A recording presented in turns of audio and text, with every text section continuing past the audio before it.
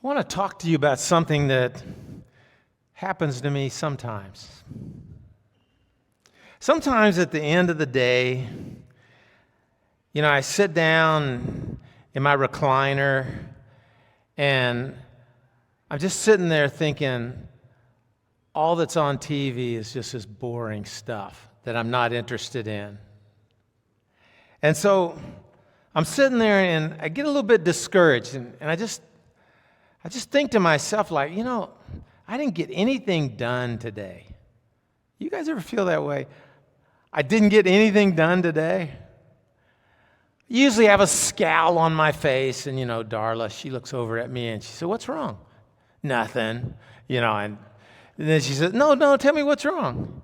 And I said, "Well, I just didn't get nothing done today. I feel like I wasted the whole day."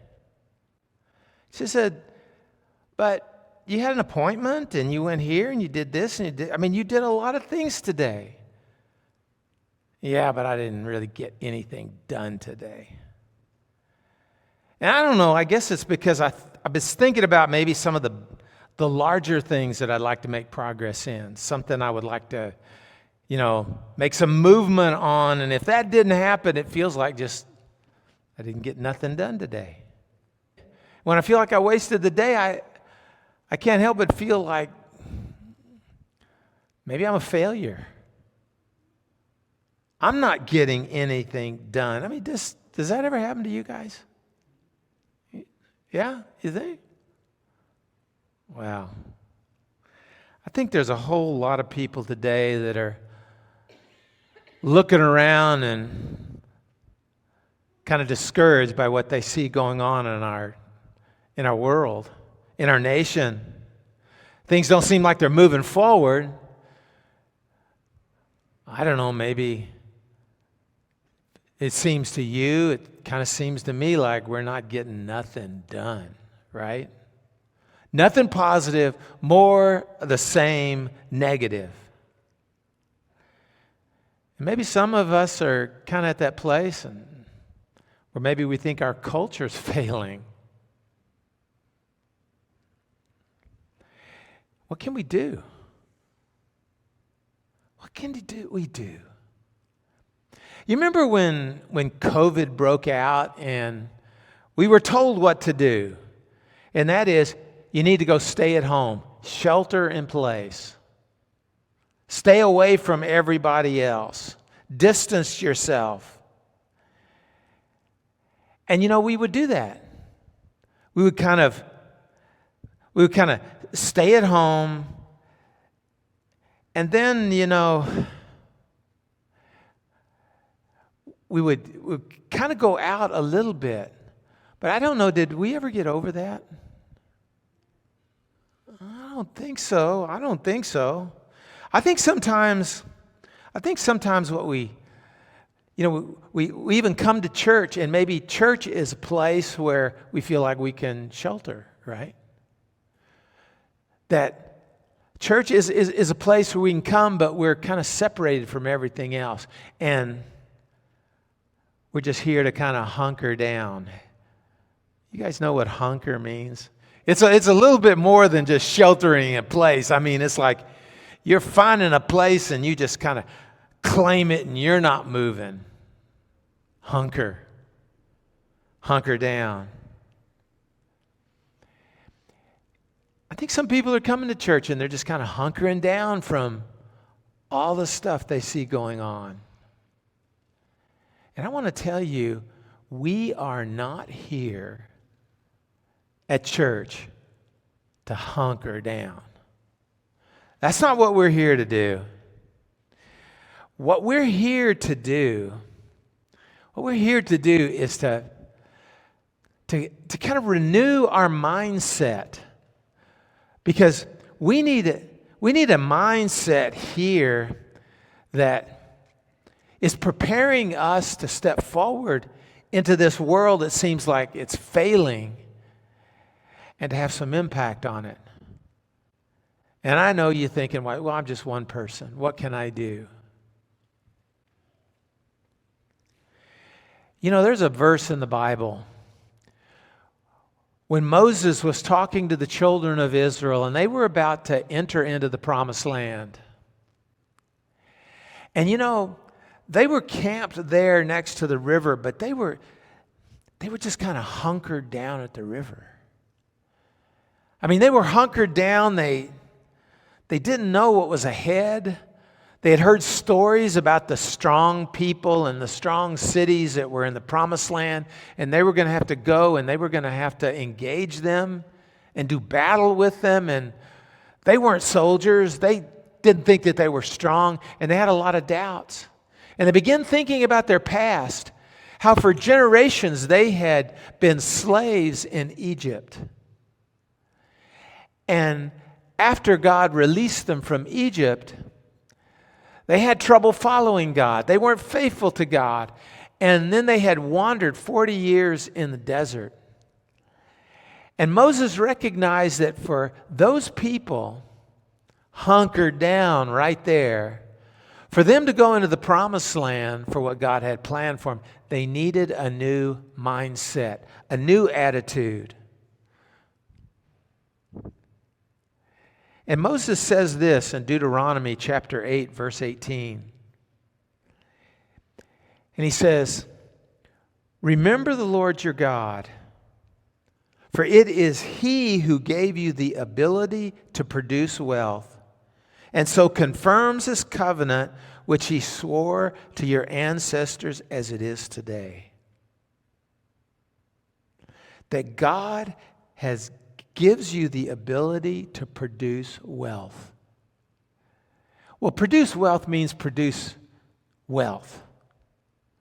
But what it really means in a larger, broader sense is that God is going to give you the ability to succeed.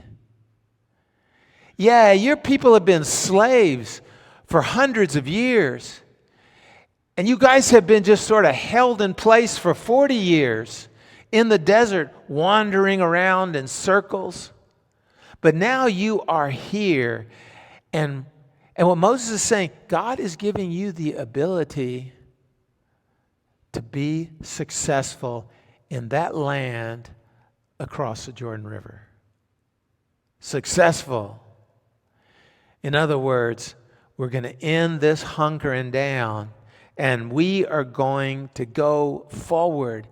And as that happens, and as we are successful, you are going to know that God keeps His promises, and He will confirm His covenant to be with you as He swore to all your ancestors.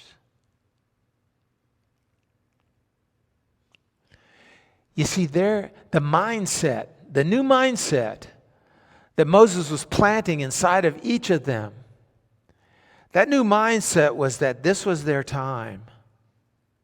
This was their time, their moment. They had been praying for it, like Donna said, waiting for it.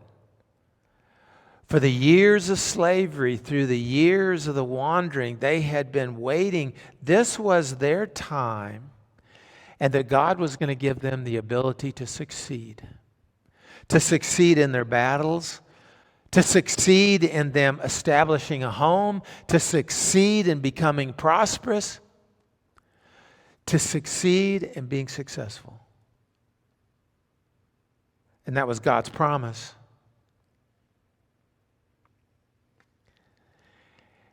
God wants us to have the same mindset. And I think somehow we have to get from hunkering down and hoping this blows over, to a mindset that God is giving us the ability to be successful in what's coming forward in our culture and in our world.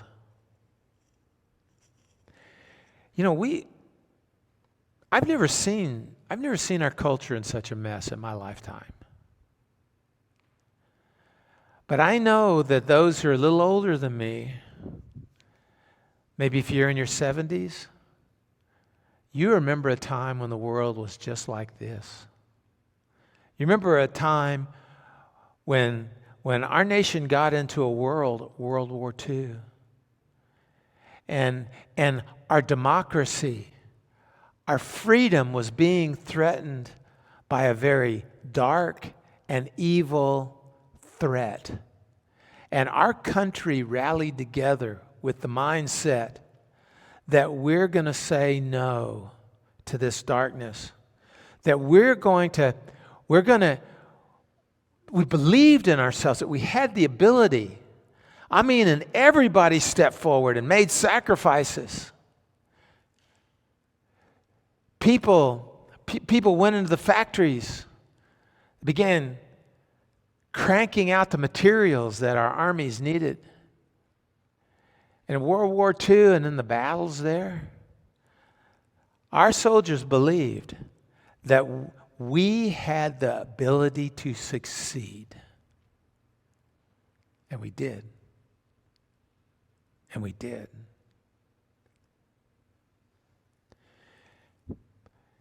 You know, this promise that Moses spoke on the banks of the Jordan River to the Jewish people as they were about to receive the ancient promise of a promised land, their land. As they were there, this new mindset just got planted inside of their heads. And this is the mindset that God plants into each and every Christian, everyone who believes and follows Jesus Christ. Because in this world, we are constantly afraid and frightened and reminded of the failures of the past, and things that didn't work out, and times we were not successful. And we began to think, we didn't do nothing.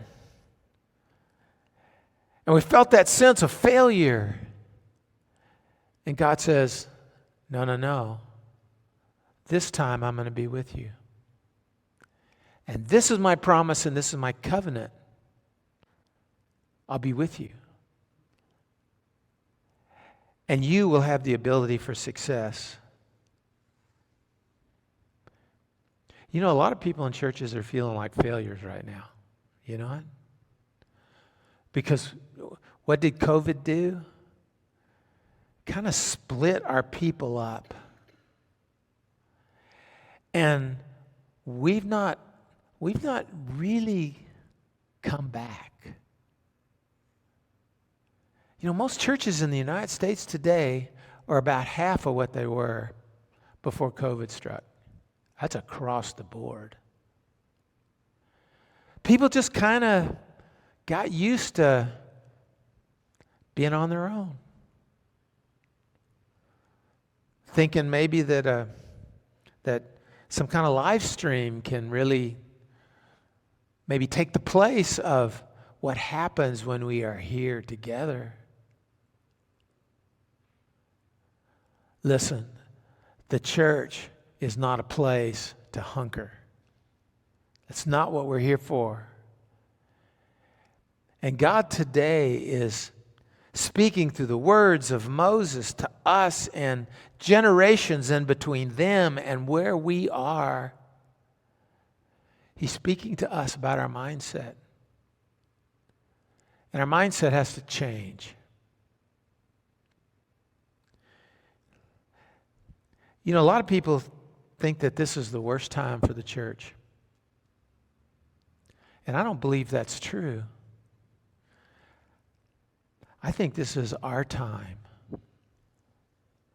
I think this is a time that God has been waiting for to really lift the Christians in this nation up. You know,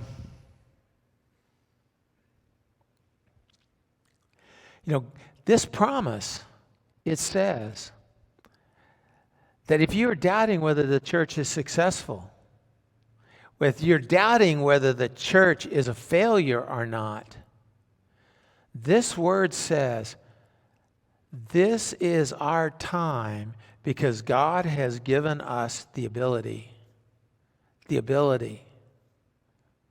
to succeed. And these times when we run out of ideas, when we just don't have a clue what to do, these are the times when God comes to us and inspires us and lifts us up. And He has promised to give us everything we need to do to succeed.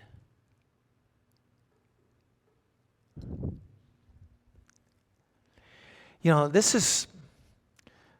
recognizing this is our time, it has to move us out. You know, we've been talking about that for a few weeks, standing up.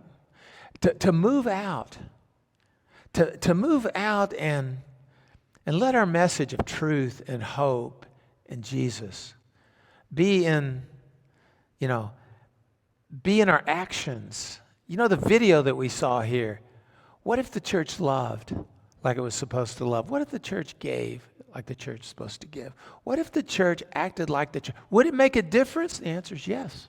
It would. It always has. That's God working. But we have to speak the truth. We've got some big obstacles. We've got some big obstacles. You know, one of the things that happened a few weeks ago, and that, there's a young person that's in high school, and she came to the youth director, and said, I'm hearing all this stuff about what's going on in the Middle East. And she said, they're talking about the people of Israel. And she's been raised in the church. She's grown in the church. She says, now, are those people of Israel, are those the people that were in the Bible? Were they God's people? And she said, some of my friends are saying that those people of Israel, they're the bad guys.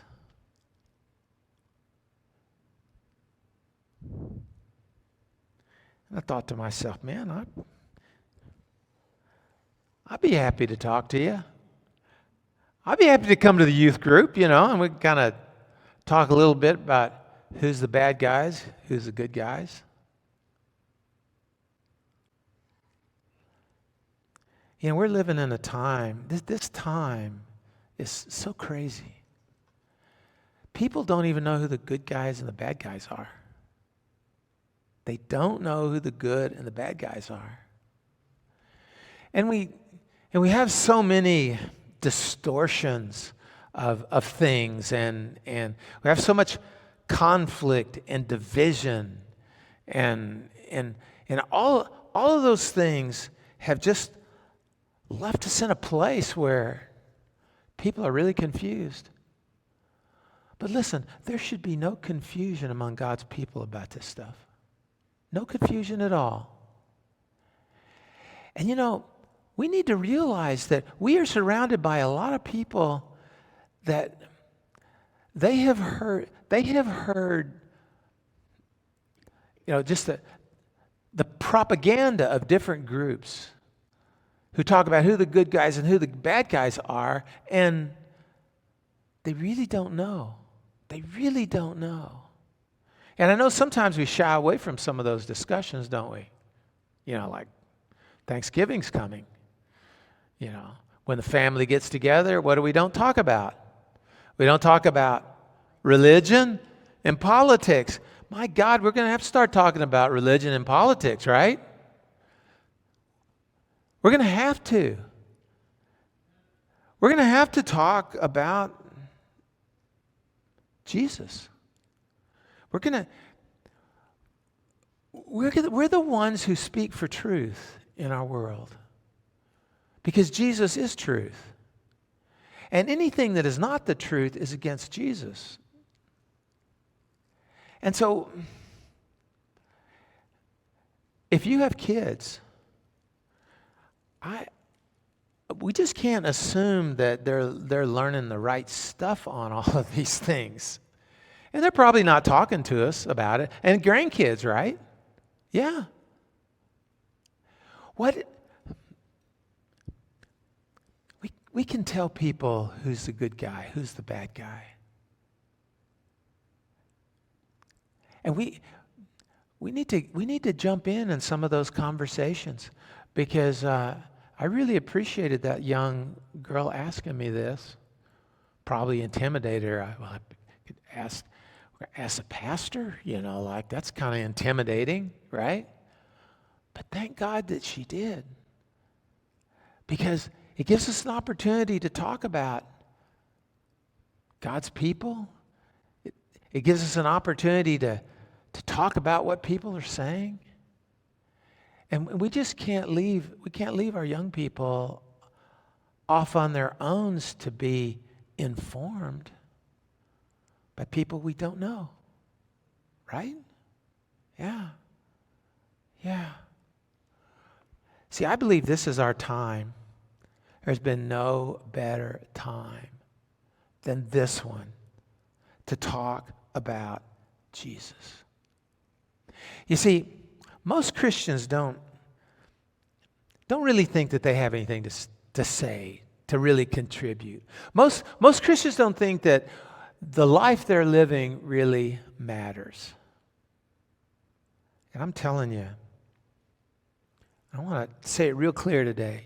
You matter. You matter. The life that you are living as a Christian matters. It matters. It matters the values that you have. It matters the way that you conduct yourself and you treat others. It matters.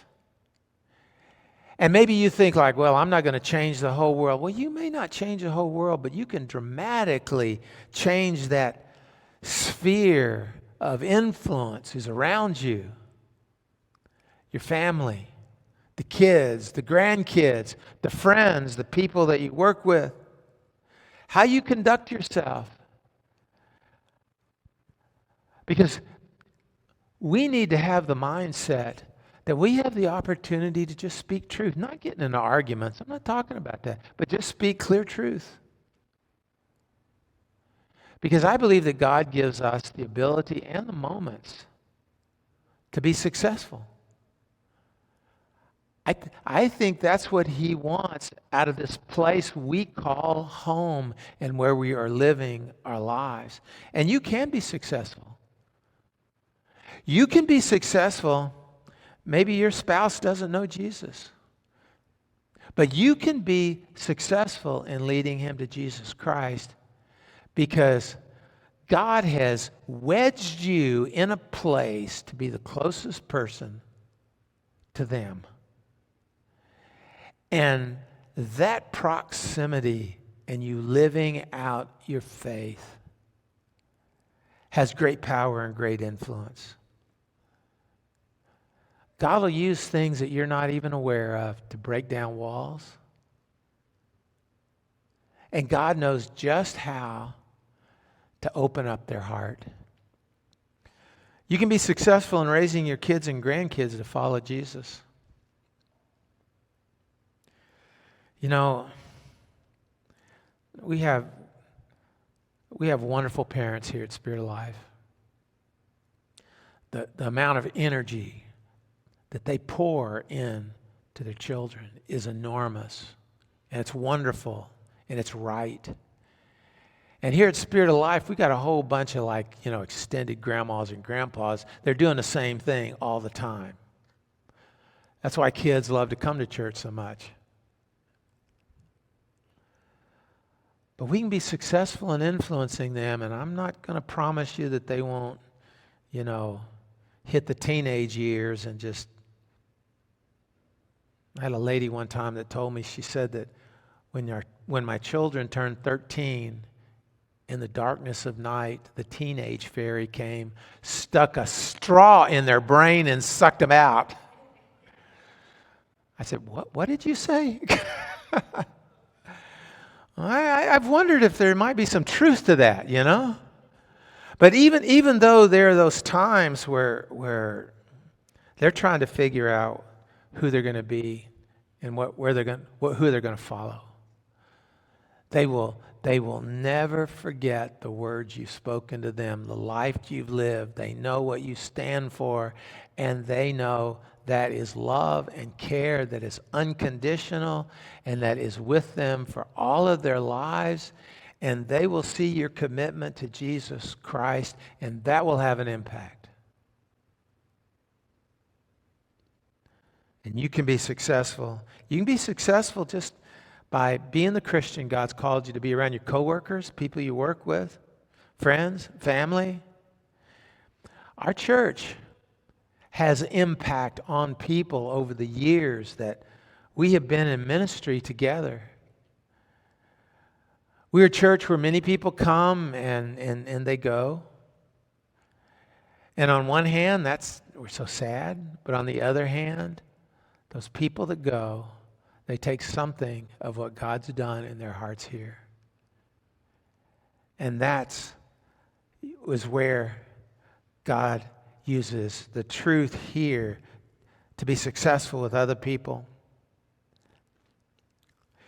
You know, we have a mission to help bring healing and help and following Jesus into people's lives. That's who we are. And when we all collectively use the ability that God has given to us, it will be successful. And God said, that is my promise, and by the success, you will know that I have a covenant with you.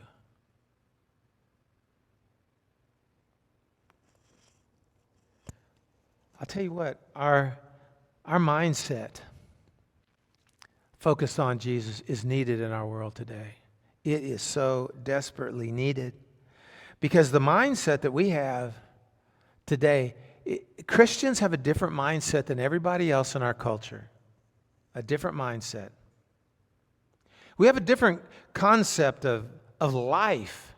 For us as Christians, we believe that our life is centered on God and the best self that He's called us to be, and we're pursuing that we have been designed with a calling, and our calling is to be unique, to be individual, to aspire, to innovate, to be creative, to use our imagination, to let all of these wonderful things that God has put inside of us and let it come out as a person in what we do, and what we dream and what we hope. We have an identity. We have a purpose. We have a calling in our lives. That's what we think about life. I want to tell you, you don't find people out in our culture today that think about life that way. Many of them are just thinking about life about, what do I want? How can I get it? Is my life good? What do I got to do to make it better? It's all about them. That's life.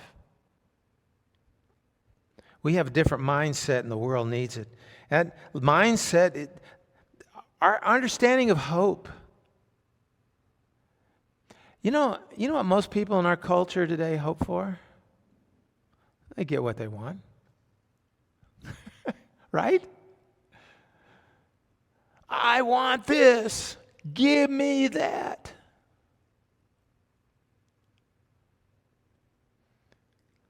We put our hope in Jesus Christ, not in what we can get. We put our hope in Jesus Christ.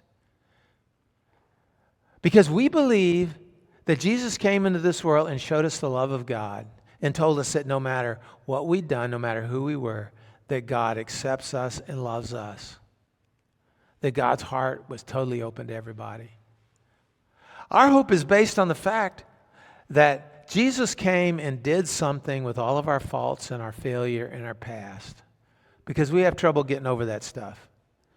He came and He gave His life on the cross so that we could be forgiven of everything. Everything. And that his resurrection meant that we were invited into a new life, a resurrected life, because now we know where our life is headed, and it's headed following Jesus. And we know that on our last day, and when we breathe our last, we will rise to new life. That we are connected and a part of eternity. And we have hope. We have hope in everybody that's around us. You know, people who nobody else will hope for, we hope for them because we know God has designs on their life, and God can change everything. And we make sacrifices. We make a lot of sacrifices. And why do we make sacrifices? Because we believe what we sacrifice, what we give, will be used by God to just make his kingdom bigger. And to have an impact on this world that seems so crazy. We have a whole nother understanding in our world. Our world needs our understanding of love. Man, you know, we believe that God is love. We believe that God loves everyone. There's no meanness in God, right? You know, he never flies off the handle. He's never wrong. He loves everybody. You know, we see so much on the TV and the news reporting people in the protest. I don't know, you know, like turn the volume down. Just watch. Angry people. Angry people. Demanding they get what they want. And the hateful rhetoric that's going around.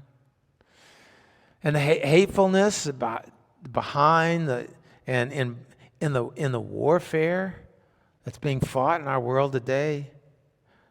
See, we as Christians, we have another perspective on that. And that is that we're not soldiers, we're Christians. And we have the responsibility to love others. We don't get to pick and choose. We love everyone. And here in this church, we come into relationship with one another. And, you know, churches are sloppy, messy places, you know. Like you guys know somebody's always fighting in the church at any particular time, right? There's something going on, right? Yeah. And what do? We hang in there and we move ourselves and our hearts toward loving each other.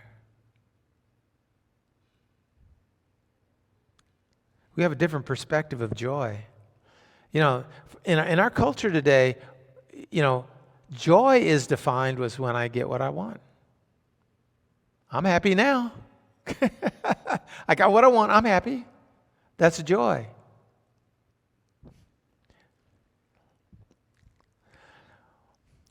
We experience joy when we see someone connecting with Jesus Christ.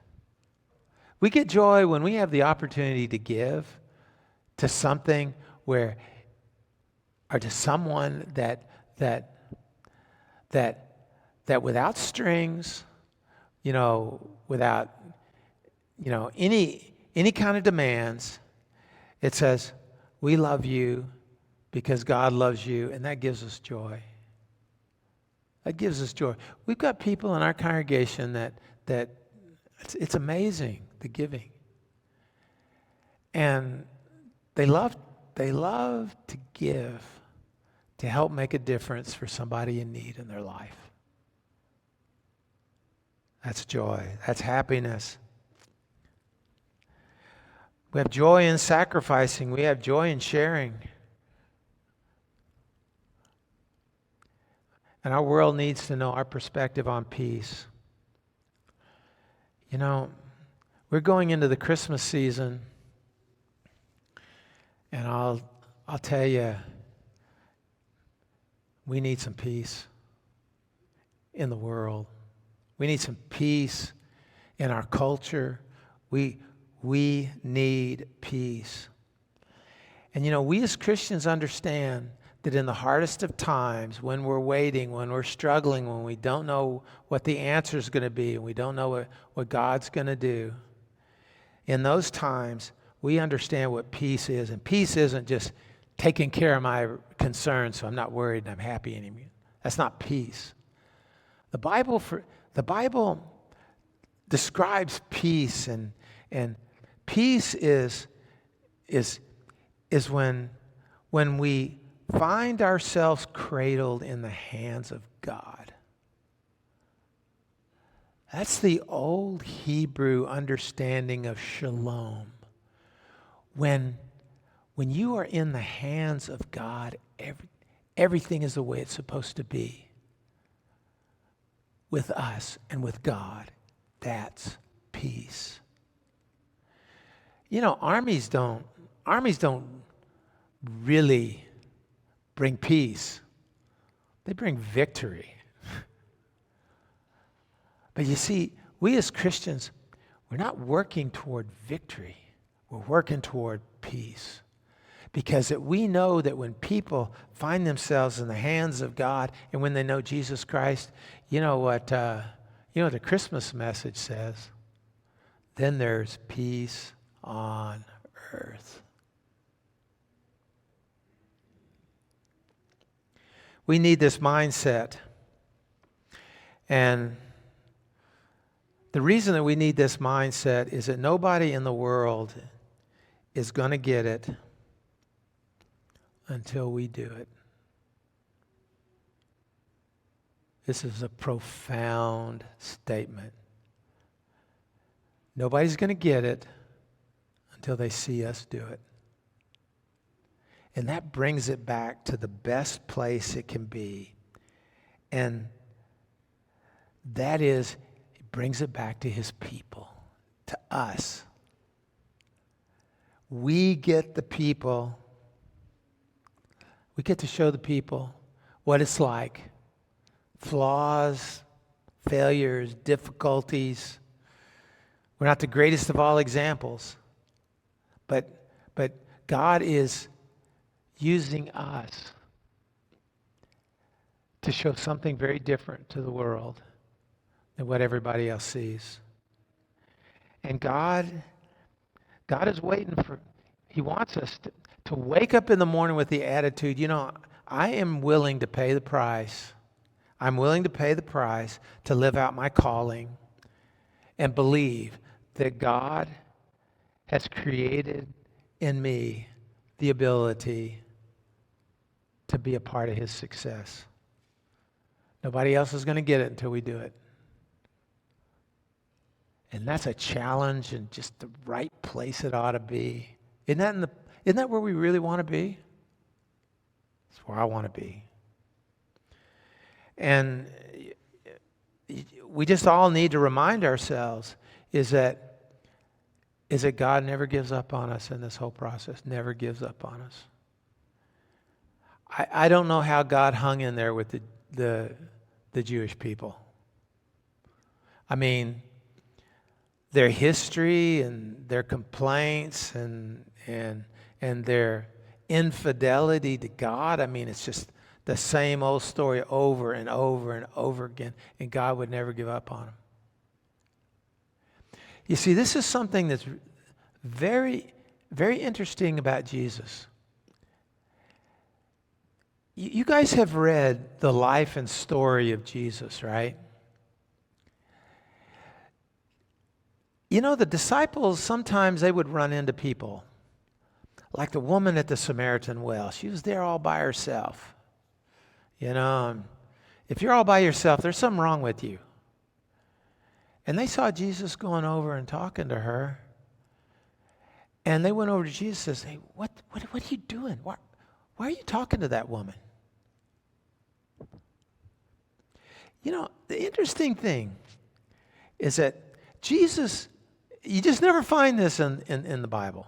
You never find Jesus' disciples walking around somewhere. Jesus walks over there and he kind of looks at this guy who's kind of fishing over there, and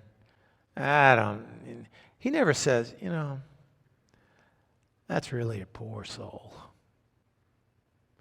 That guy, I don't know, not really worth our time.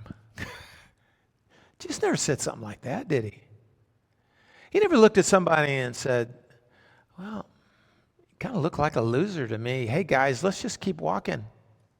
And the disciples did that a whole lot of times, right? They said, we don't want to go to there. This is the wrong kind of people to be talking to. Why are you doing this? Why are you doing that? Don't let that woman cry at your feet and anoint you. I mean, don't be doing that. And Jesus, every time, he looked at him in this wonderful way.